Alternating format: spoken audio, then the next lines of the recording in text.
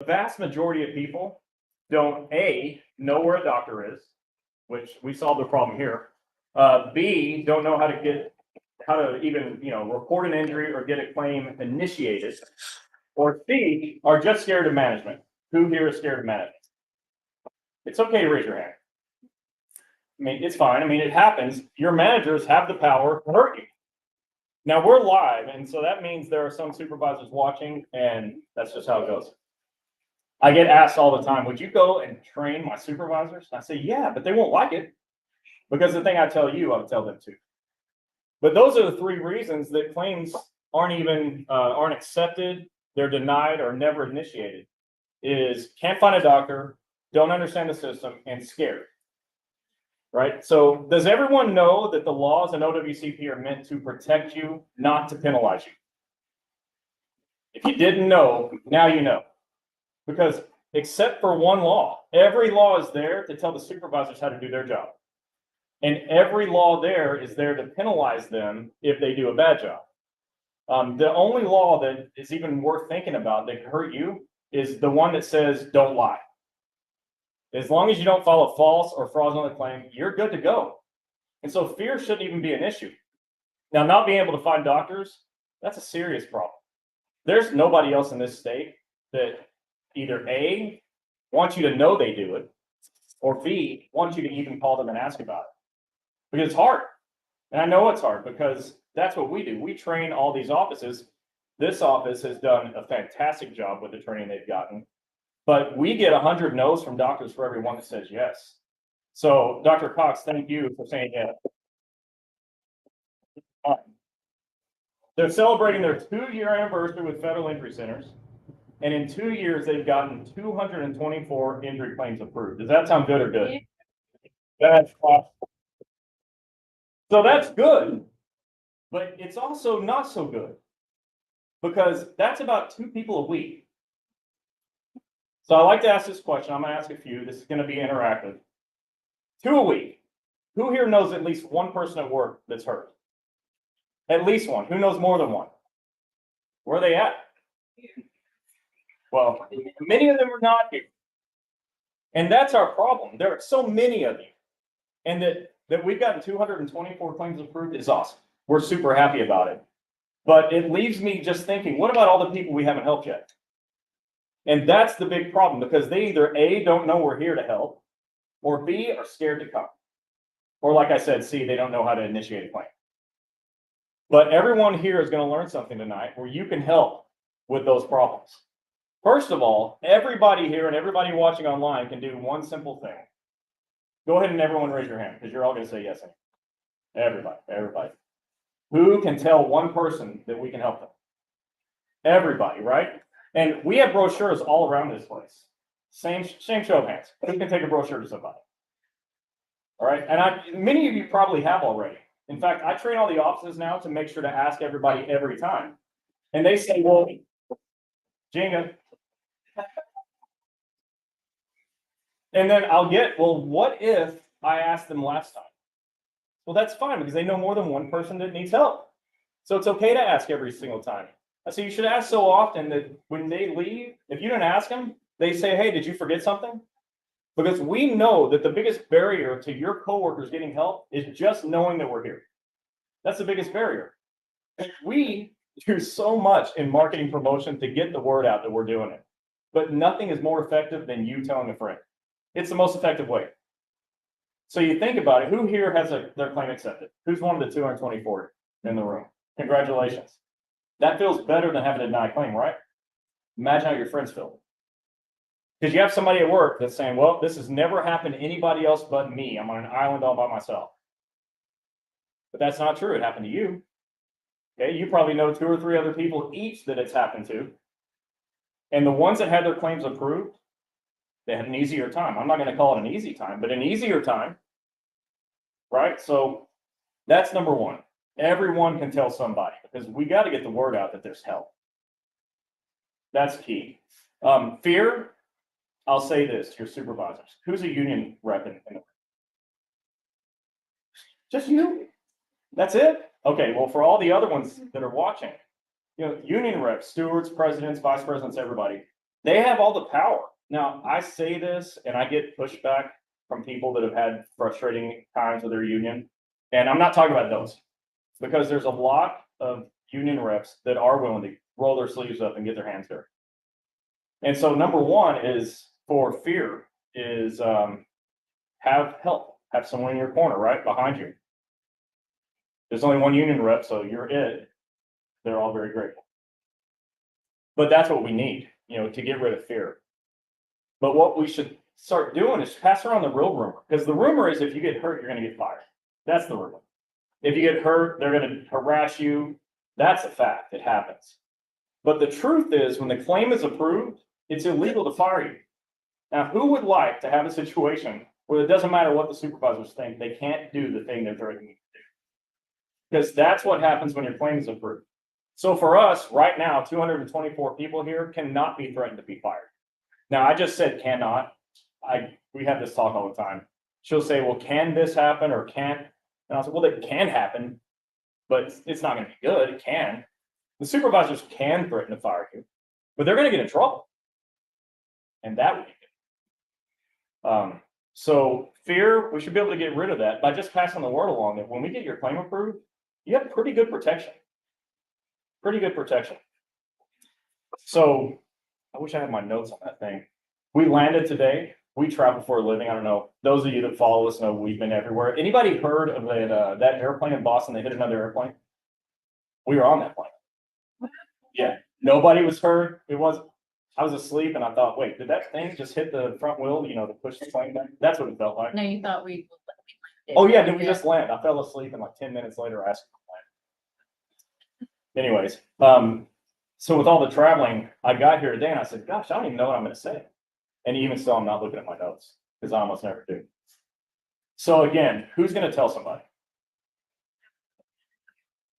Tell everybody. That's actually better. Who's going to tell everybody? Okay, that's even better.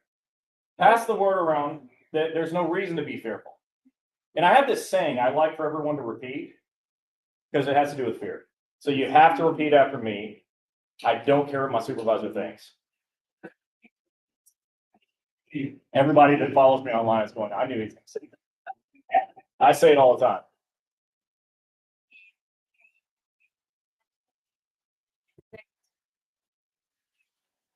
Thank you.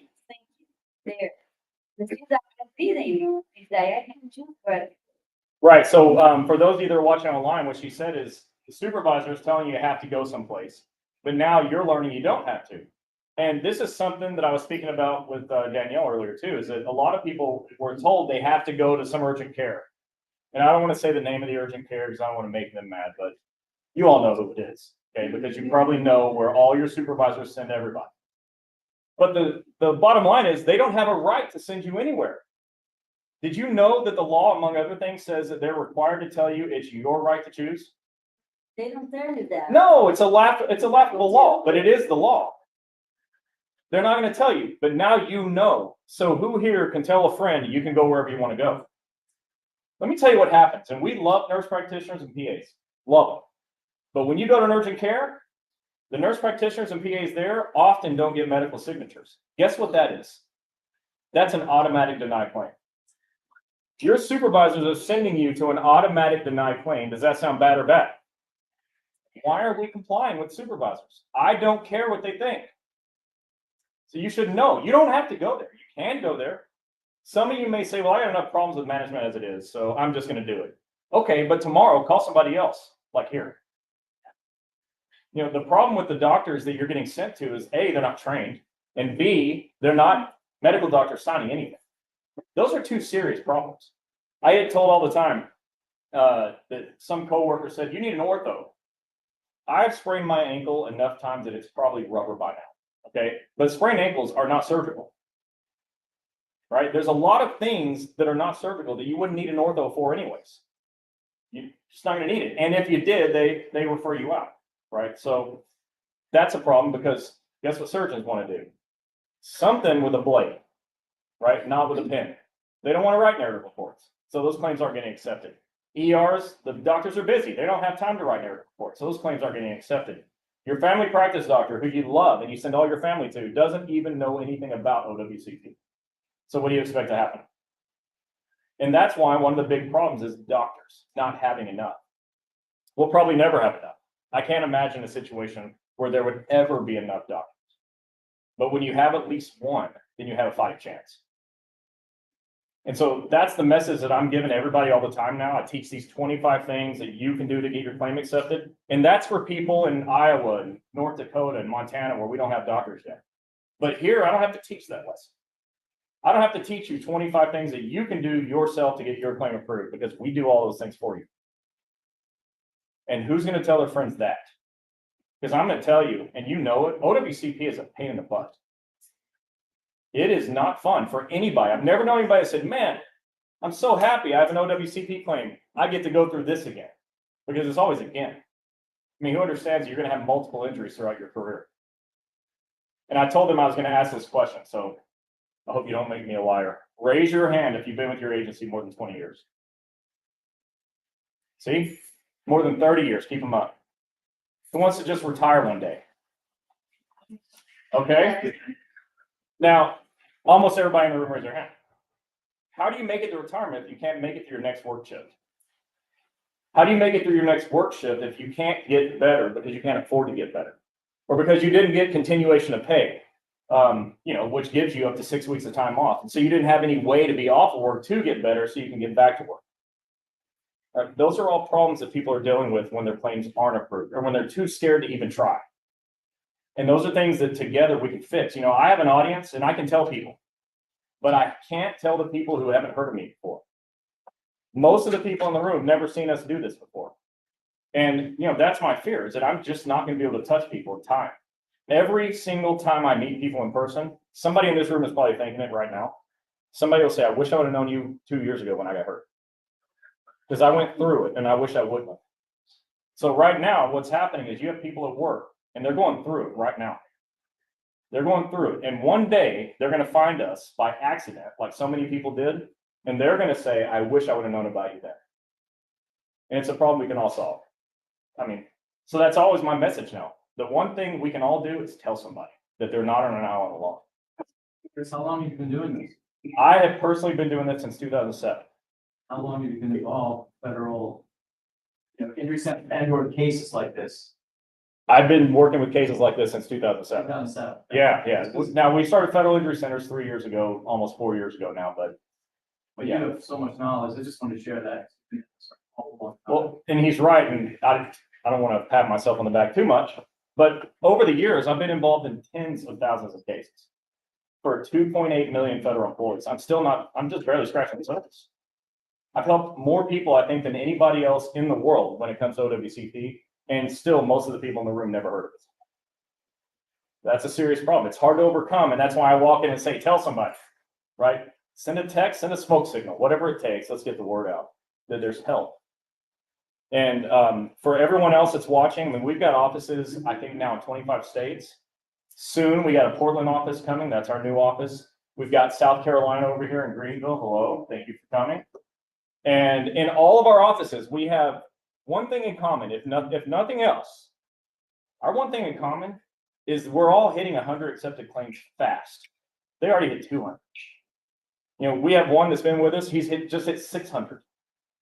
We're getting all these claims accepted for the people that can find us. And it's a shame to let your coworkers go and not have the same help that we do. So with that said, I'm going to open it up to questions. I'm sure people have some, and she is probably going to read some questions from online, and I'll answer those too. Anybody got anything? Yes, ma'am. Yeah, so the question is, what about continuation of pay? Continuation of pay is 45 days of time off, up to 45 days of time off. The way to qualify is to have an injury that happened in a single shift, a CA1 injury. And in that CA1 injury, you have to report your injury within 30 days. And if you report within 30 days, you're eligible for up to 45 days of time off. But here's the big problem. I'm glad that was the first question, by the way, because someone that misses their COP deadline, guess what else? They missed their CA16 deadline. Who here has ever heard of CA16? All right. Who here has heard of money?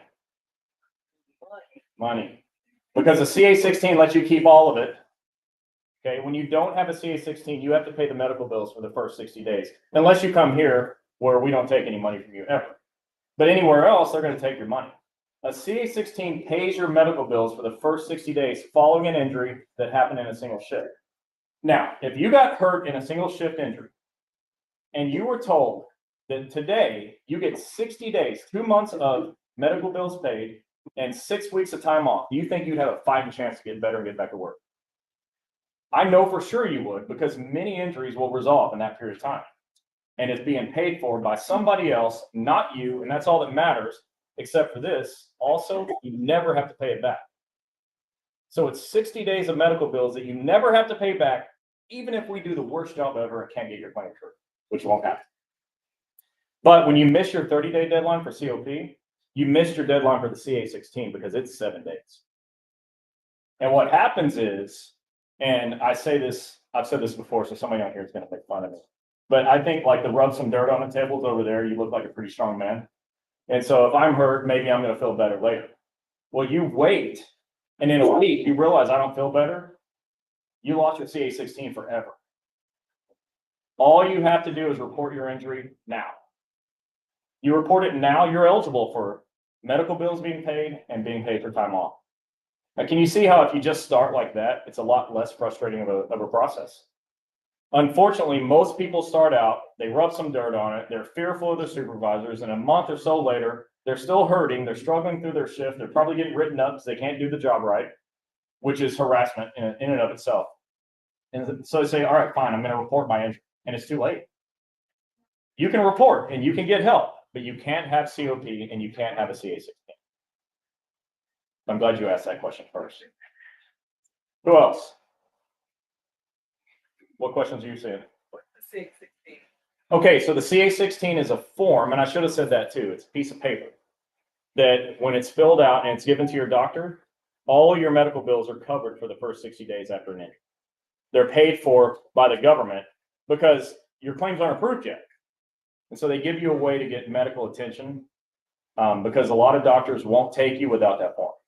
And most doctors have never heard of that form because they can't spell DOL. But when they can, the CA-16s are really good for you. And because you asked me that question, it reminded me this. Most of our claims are approved within 4 weeks. When they told me this today, the smile is probably, I'm going to sleep with a smile on my face. Because when I first started doing this, it was nothing to see 6 months. If you got your claim approved in 3 months, that was a big deal. But some things have happened. We have, I think, and are still perfecting our system of how we write narratives. But to get a claim accepted in 30 days, that means that your 60 days is not necessary for who's going to pay your bills. You don't need it. Because as soon as your claim gets approved, it's cut off anyways. It's not necessary anymore. And then the other thing it does when you get your claim approved in 30 days is you don't need all 45 days of continuation of pay. Because now you can be paid by OWCP through LWOP, without pay to be off of work. So we're getting claims accepted at a pace that shocked me, and I do this for a living. But you got to get here, and you're here, thank you, but we got to tell other people. What other questions do we have? You too. I have one. Yeah. Does the CA-7 also include travel to and from the office, and how many hours a week for PT does the CA-7 cover? That's a loaded question. Okay, so a CA-7 is called a claim for compensation. It's how you get paid for time off when your claim is accepted. And when you're out of continuation of pay, you should immediately start filling out the CA-7 because you wait till the claim gets accepted and you got to fill out a stack of papers, and that can be overwhelming. But the question is, can we get paid to drive to the doctor? And I'm going to explain it in the hours. So you get to be paid up to 4 hours of your work shift to get medical attention and go back to work. Who knew that? Up to half of your shift, you can be out on leave without pay. What you would do, and drive time, it's whatever time you're off the clock. I clocked out to go to the doctor, you get up to 4 hours. It doesn't mean 4 hours when you get here, you have up to 4 hours. And you just have to account for that separately from your time on the clock, which is easy because you have time clock. What else? So that doesn't apply to a rural area. Okay, so rural carriers are different, but it doesn't mean the rules are different. It means the agency's rules are different. OWCP allows all federal employees the same rules, the same benefits. But as a rural carrier, they usually won't give you limited duty. And they usually won't let you take half a day off. They'll make you take a full day, which is wasteful because you could go work half a day and they won't let you. But that's an agency thing. It's not an OWCP. Everyone else gets better benefits. So we still get a full day pay? Yeah, because you had to be out any period of time, they want you to take the whole day. Yeah.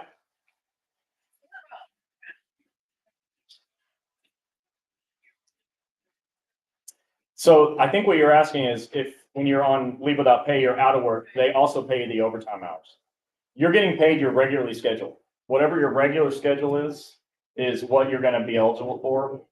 If overtime is not a regular schedule thing, based on your route evaluation, then I don't think you're gonna get the overtime. But somebody's now gonna correct me if I'm wrong, because I have people that just jump all over me and I'm wrong.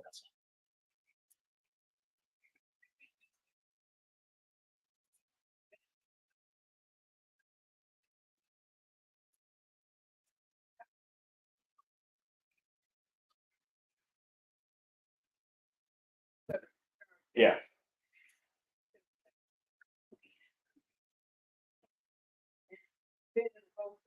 And I've been paid the overtime, but then every time I work overtime, I do the same thing. So I'm guessing that the answer to your question is it depends. And before we leave here, I'm thinking somebody's gonna answer my question. So the question is, rural carrier? I don't think it matters, rural carrier or not. Can any, BA, okay, if your regular schedule is overtime, do you get paid overtime in LWOP? I'm pretty sure if it's not a regular schedule thing, you're not getting. But if you're scheduled 48 hours and you can't anymore, why would you get paid for 40 and not 48?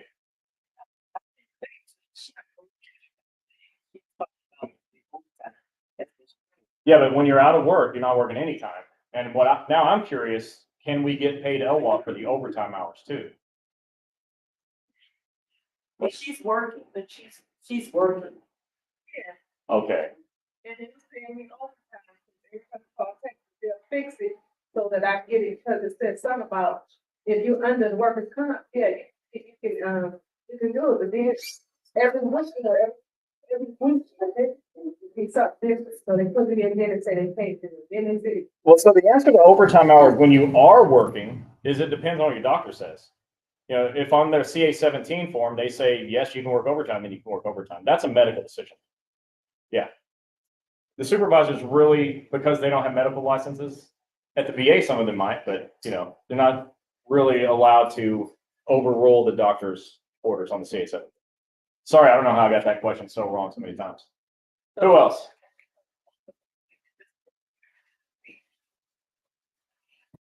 So the CA2 doesn't have the same rules as the CA1 when it comes to the CA-16 and when it comes to COP.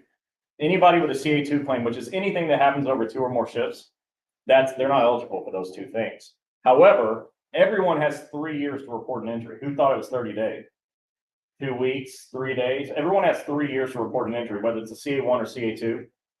And the claim itself is handled exactly like a CA1. You still need a doctor to write a great narrative. You still need to get a diagnosis approved. And from there, you can still get treatment just like it's a CA1 claim. The only difference is you're not eligible for those first 2 things I talked about, the COP and the CA-16. Okay. Right, which is time off, because they figure, well, you've been working with this thing anyways. We're not going to give you continuation of pay. You can just have modified duty and keep working. And they assume, well, it's you've been dealing with this, so it's not an emergency. You don't need a CA-16 to pay your bills. I don't think it's fair, but those are the rules. But they can't incriminate you. Correct. Nothing changes on accommodations. Now, accommodation at work is another thing that you guys get lied to about all the time. Limited duty assignment. So who here has seen or experienced a supervisor putting your signed limited duty offer in front of you saying, sign this now? Okay, so this table, that's the limited duty assignment table. So did you know that that's totally against the rules? Yes. And I was talking to Dr. Cox about this because I've been doing this for so long, but I only just looked these rules up like a month ago. And it turns out they're just common sense rules. A supervisor putting a limited duty assignment in front of you as a non-medical person makes no sense. How do you know what to accept? So the rule actually says this, they have to give it to you and your claims examiner. Well, why are they giving it to the claims examiner? Great question. Because now the claims examiner is going to review the limited duty assignment and notify you that there's a suitable offer on the table for you. Now, if they're going to notify you, why did you need to sign it already? They give you 30 days to show it to your doctor. The Code of Federal Regulation says you have 30 days to show it to your doctor from when the claims examiner notifies you, not from when the supervisor notifies you. And then if there's a dispute, they give you another 15 days. So that's up to 45 days. It sounds more or less than now. Now it's just ridiculous because you're not medical people. If I saw one and I worked with doctors my entire adult life, I wouldn't know for sure if it was okay for me. And then I heard a stat too. I'm not going to say his name because he was in a meeting, but somebody I trust very much was in a meeting at OWCP where they said that in a review that they did, 90% of limited duty offers were incorrect. Did not match the CA-17 limitations. And supervisors are trying to get you to sign this right now. And OWCP found that 90% were bad. And that's going to hurt a lot of people, right? So you don't have to accept these and do it right now. The law allows for you to have at least 30 days to review. In other words, at least 30 days to let your doctor to make sure you can be safe at work. And that's the whole point. These are good questions. They're making me remember to say other things. This goes back on the CA7. He says, how does it work if you're a first 40 employee? First 40? Yeah. What, like, I've been working for 40 days? Who knows what that means? Okay. I guess that means CA? so all federal employees are covered by OWCP. All federal employees on day one are covered by this. It doesn't mean that the agency won't try to terminate you because you're within whatever, your 90 days or something, but everyone is still covered.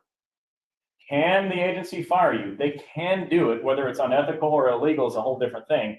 But no matter what, a person who's new within their first few minutes of being a federal employee has lifetime medical benefits that will be covered where you can at least get better. I can't keep the agency from doing unethical things, but you do have the right to get better.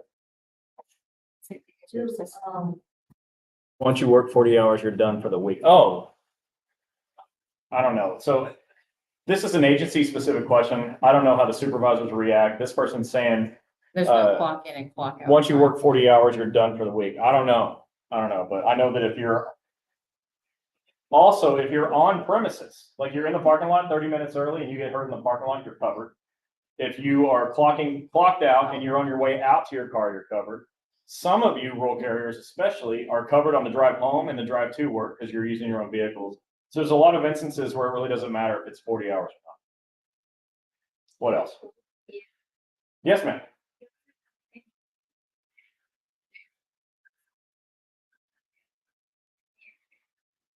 Okay, so Federal Injury Centers has medical doctors, chiropractors, depends on the office, medical doctors, chiropractors, physical therapists, nurse practitioners, PAs. Did I say physical therapist? Occupational therapists. We presently don't have mental health professionals like psychologists, psychiatrists, but we are working on building that network. So we have doctors we can refer you to. Hit me. Okay. Well, we get information from agencies, and they medical documentation to the postmaster's office. That's not true. Okay, so Postmaster. no, the question, I want to make sure that the rest of the world hears the question. The question is, when the agency says you have to take your medical documentation to the post office or postmaster, is that true? Here's what they're allowed to have. There's a form called a CA-20. It's an attending physician report. We can fill that out and they can have that. They're allowed to. They're allowed to have a CA-17, which has your work restrictions. Your specific medical narrative report goes through e-comp to your claims examiner. And so it's like we just e-comp it, right? And it shows up in your e-comp file. But there are certain things your supervisor or the postmaster does have a right to, and I just named the two, right? Now, let's say they want a narrative explaining your situation. Our doctors can do that for you. No problem. We're not trying to rock the boat. You have enough problems. But there's no rule that says that they get that stuff, right? Those forms are special forms for OWCP and they have a purpose for that. And they Thank you for can't, that question. yeah, they can't call the office requesting for your. Oh, yeah, information. that's another thing. So there's actually a law in the Code of Federal Regulations that says that the supervisor, the agency can't call your doctor and ask stuff about you without your knowledge, without your consent. And so our procedure is if the supervisor does that, we ask them if they know they're breaking the law by calling us. And then we just let you know and you go file a grievance, which I love grievances. What else? Yeah. If they pick a room that they need, and they still ask you what is your medical condition. I mean, I know a doctor, I don't have the terminology that the doctor does explain them, but I give the paper, I don't have to be telling them my Right. condition or anything like that. So the question is, what happens when you file an injury claim and they have, say, a CA-20 or a CA-17, and they still ask you to explain more about your medical condition? Okay, this is my answer, but I'm fairly good at being sarcastic. It's, first of all, I'm not a doctor and I don't understand it, but I probably understand it better than you would if I tried to explain it to you. They're not doctors either. What do you want a medical report for that you can't understand the words on the page? There's some of the stuff is pretty complex. Like I said, I've been doing it my entire life. There's still some words I've got to say, what does that mean? They're not going to know. And also, you just don't have to. I was called to our office. I had my packet with this. There. And I said, well, I'm not carrying anything. She said, well, you have your packet. You're carrying your packet with it. And I said, yes, this is my packet. Well, this is the right side. I need you the left side. Yeah. She's trying to bother me and she called me. She's a talk. She called me to our office to talk to me about it. Did you have a union rep with you? No, I didn't know that she was going to ask me anything like that. Yeah. So all the stewards that I know that I've trained would say nobody goes in the supervisor's office without me. Right? Because they're just going to gang up on you. And there's a lot of people, like all the people that haven't heard me talk yet, that don't know what to do in that situation. In that situation, and this is what I know from all the stewards and presidents and everybody else in the unions I've ever worked with, is they say, look, we want you to let me know or have the supervisor let me know that I need to be there with you. They don't have a right to interrogate you about something you're not an expert at. You're not a doctor. I mean, whatever you say could be wrong and you wouldn't even know it. You're just doing the best you can. I don't even know. You can request a steward. Yeah. Yeah, so you can request a steward to be present and then have the meeting. That's what I would do. Yep. I'm pretty sure that all the various contracts say something along those lines. Any other questions? All right. Yes. Anybody else? Yes, ma'am.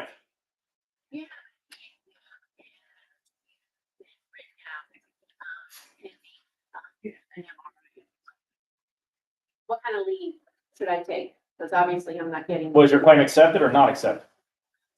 Okay, it's a CA2. So you don't have continuation of pay. So your only options are going to be sick and annual. Or you can leave without pay and get that time back later. Okay, now I heard you say that on YouTube. Yeah. The thing in the don't do the leave without pay. Can't remember exactly what the thing was. So yes, take leave without pay. So I'm not telling you to do that. No. I'm telling you what So- your options are. Then you can do it. Yep. Because I want to leave back to work. But understand that if the claim is never approved, you'll never get that time back. So there's a little bit of a risk, but there's also a risk with continuation of pay on a CA1, because if that claim's not approved, you might have to pay the COP back. Which, Dixie, how many people have we had here that have ever paid back COP? Zero. Yeah, because we get our claims approved. We get our claims approved. But you can do it. If you understand the risk, then your eyes are wide open. You look like you're about to say something.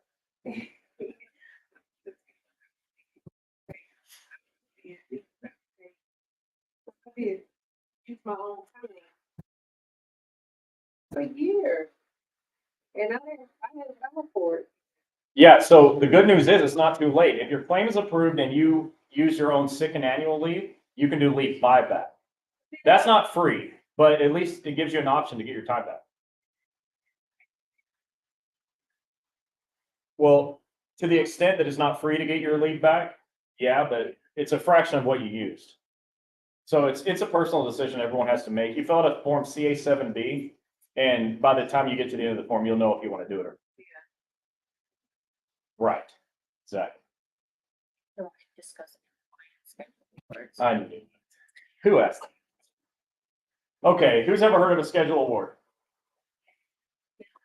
Okay, again, who's heard of money? Because that really is what a schedule award is. When you're at what's called MMI, the doctors put you at maximum medical improvement. They're saying you're as good as you're going to get. And I hope it's 100%, but it's not always, right?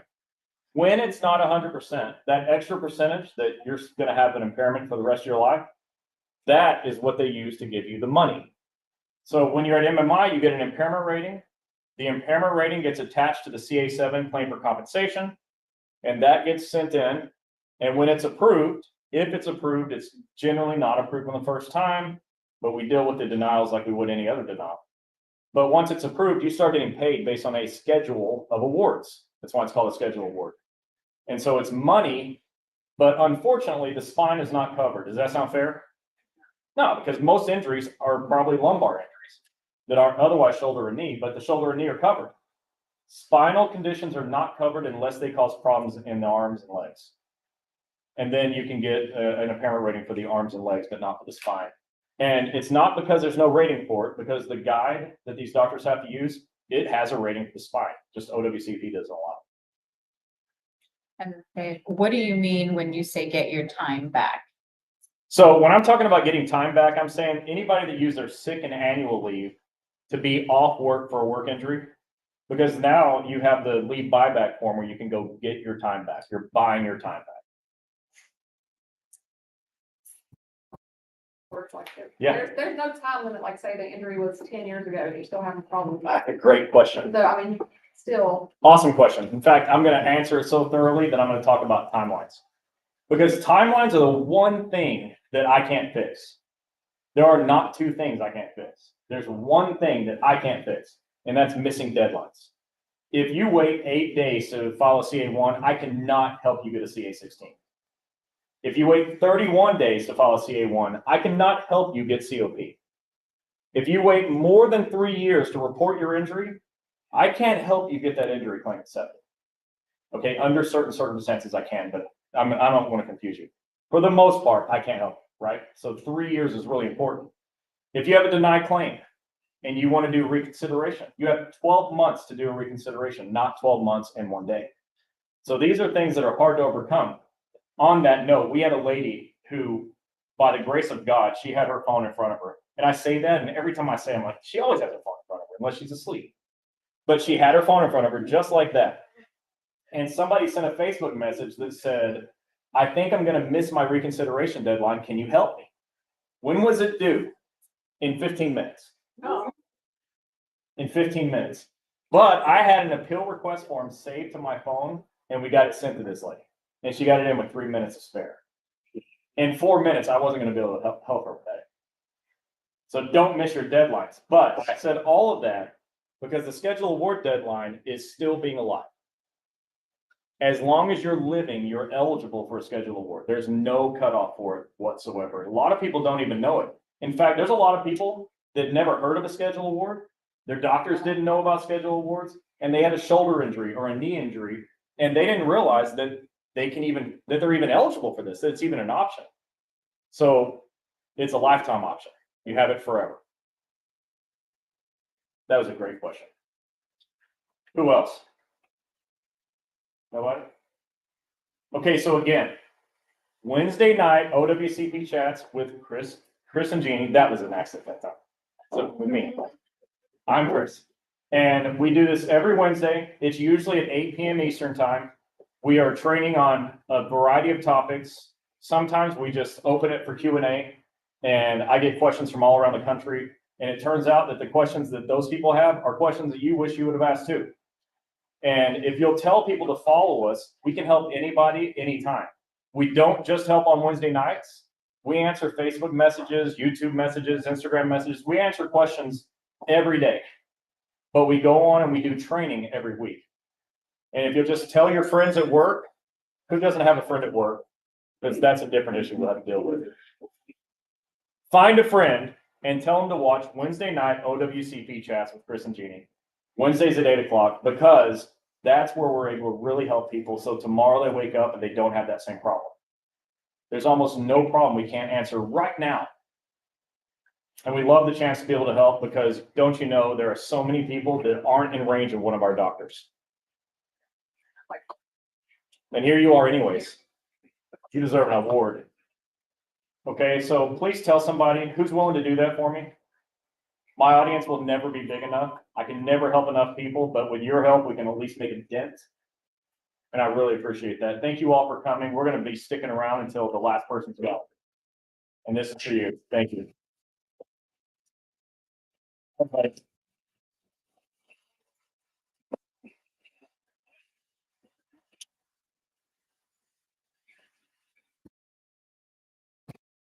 I heard you say you have a question. I'm still here.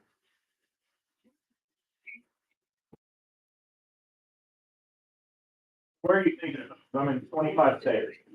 We have one in a town called Lloydsburg, which is half an hour from Philly.